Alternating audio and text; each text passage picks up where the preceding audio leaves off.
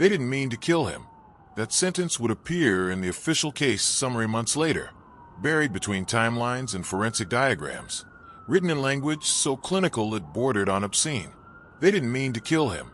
Detective Hargreave heard it first from Noah Pike, 24, arrested on a weapons charge after a routine traffic stop turned up more than anyone expected. The dark sedan, a stolen handgun, blood traces so faint they thought they'd washed clean. Noah cried within 15 minutes.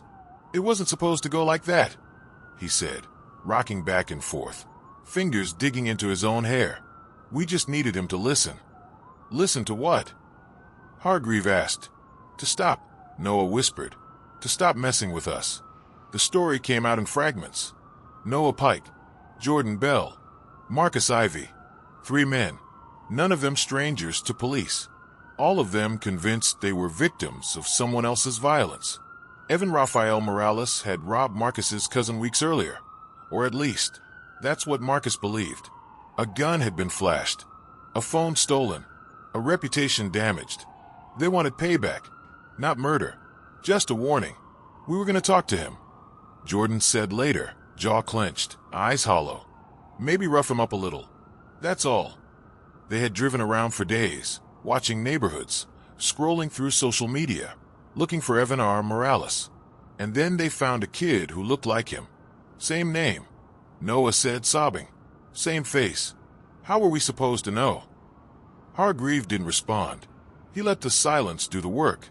Eventually, Noah spoke again. He didn't fight back, he said. That's what messed it up. What do you mean? He just kept saying, "I think you got the wrong guy." Over and over. Calm. Like if he explained it enough, we'd believe him. Noah covered his face. He was crying, he added, but he wasn't yelling. The violence wasn't fast. That was the part Hargreave couldn't shake. They pulled Evan into the car, drove him to an industrial stretch by the river, quiet, empty, familiar to them. They demanded names, confessions, apologies for crimes he didn't commit. He kept saying he didn't know what we were talking about, Jordan said later. Marcus thought he was playing dumb. Marcus had been the angriest. Marcus had hit him first. After that, it spiraled. Punches. A kick. Evan falling, hitting his head hard enough to daze him. He was bleeding, Noah said. That's when I said we should stop. They didn't. Someone pulled the gun. No one could later agree on who. The shot echoed off the concrete walls and came back wrong. Too loud, too final. Evan collapsed. Silence followed. Not the peaceful kind. The kind that screams. Jordan vomited behind a dumpster. Noah kept saying, "Oh my God," like it might turn time backward. Marcus stood over Evan's body, shaking, whispering, "No, no, no." They checked his pockets. That was when they found his school ID. 16 years old. Different middle name. A face suddenly, unmistakably. Not the one they were looking for. They panicked. Dragged him to the ditch. Wiped what they could. Threw the phone away.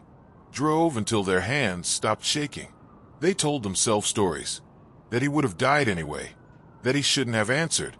That it wasn't really their fault. But guilt has a way of leaking out. Blood always does. Rosa Morales learned the details in pieces. Hargreave tried to shield her. The prosecutor tried to summarize. Everyone used soft words. It didn't matter. She imagined it anyway. Her son alone. Surrounded. Trying to be polite. Trying to explain. Trying to survive. She stopped sleeping. When she did sleep, she dreamed of Evan calling her name from somewhere she couldn't reach. She started setting a plate for him at dinner without realizing it. She forgot how to breathe when she passed the corner store. The community wanted answers. Then they wanted someone to blame. When the names of the suspects leaked, the outrage shifted. Protests outside the courthouse. Arguments online. People arguing over whether the killers were monsters or just stupid. Rosa didn't read any of it. She sat in her son's room, fingers tracing the dust on his guitar, listening to recordings on his laptop, unfinished songs, half-formed lyrics about feeling invisible. One line played on repeat in her head. If they really saw me, they wouldn't be afraid. The real Evan Morales, Evan Rafael, asked to speak with her. The request came through Hargreave. She doesn't owe him anything. the prosecutor said. No, Hargreave agreed, but she might want answers. Rosa surprised everyone by saying yes. The meeting took place in a visitation room that smelled like bleach and regret. Evan R. looked smaller in cuffs. He couldn't meet her eyes. I'm sorry, he said immediately. I swear to God I never meant. She held up a hand. Don't, she said. Don't make this about what you meant. He swallowed hard. They were looking for me. Yes, Rosa said, and they found my son. Silence pressed in. He had your face, Evan R. said quietly. I saw the picture. It could have been me. Rosa leaned forward, eyes sharp. But it wasn't. No. And you're alive. Yes. Her voice broke for the first time.